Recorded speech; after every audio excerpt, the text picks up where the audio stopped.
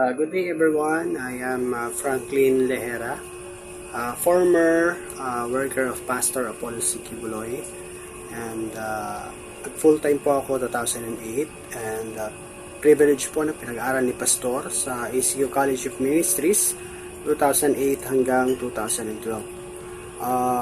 Ano rin po ako, youth leader din po ako that time, and privilege din po na ma-assign sa radio station ng ating pinakamamahal na pastor. Since 2003, I am a young people. I was converted, and until 2017, lumabas po ako sa full-time ministry.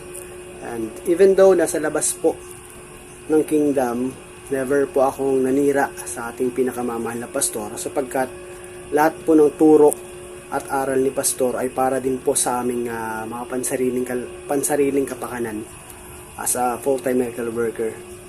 Tulad po ng lahat po ng organization o simbahan na pinapasok po natin, lahat po yan mayroong bylaws, may regulation, may rules po.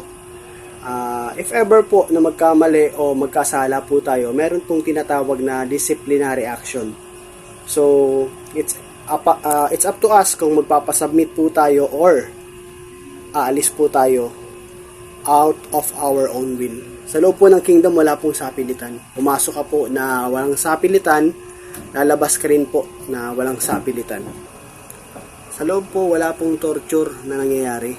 Tulad po ng isang magulang, kapag nagkasala po yung anak niya, didisiplinahin niya po yung anak niya. Kapag nagkasala ito o nagkamali ito, form of pagmamahal po yun, form of love. Hindi po yan tinatawag po natin na torture o parusa, kundi pagmamahal po yan. Mahal na mahal po ni pastor yung mga workers, mga members, mga kabataan sa loob ng kingdom. Diyan rin po ako nakaranas ng tunay na pagmamahal sa kabataan kay pastor, kasi every birthday po niya, ilang milyong kabataan po yung napapakain, napupuntahan yung parang Disneyland diyan sa Davao. Personally po, nakita ko po lahat ng yan. Kaya masasabi ko po sa sarili ko na si pastor yung totoo pong tao. At higit sa lahat po, no? As a full-time miracle worker, walang ibang inisip si pastor kundi maging mabuting tao yung bawat isa po sa amin. Kaya para po sa lahat ng mga lumabas na worker, mga nabayaran po, para ibaliktad, para sabihin na masama si pastor, shame on you. Kasi dahil sa pera, nabili ng pera yung dignidad, nabili ng pera yung lahat ng mga magagandang bagay, unang-una spiritual na mga bagay na binigay ni pastor sa inyo. So, pastor, even though na nandito po kami sa labas, mga ex-worker, 10 sa aking pamilya, sa aking asawa, never po kaming nag-wave po ng loyalty sa inyo, pastor.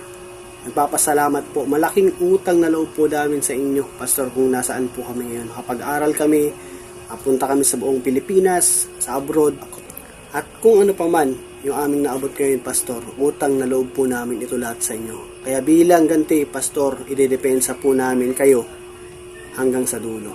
Praise the Father. At para naman sa mga nabayaran ng mga worker, no? Mga kapatid, mga brother and sister, pag naubos yung perang binayad sa inyo at hindi na kayo mapakinabangan, saan po kaya kayo pupulutin? Kaya habang maaga pa, may chance pa na umalis kayo dyan sa kinalalagyan nyo.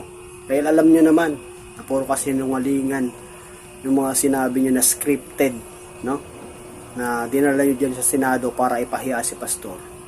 Sooner or later, no? Babalik din sa inyo yan. Aanihin nyo kung ano yung ginagawa nyo kasi nungalingan. Huwag kayong matakot sa aninan nyo, kasi yung ginawa nyong kalukuhan, kayo rin naanin yan.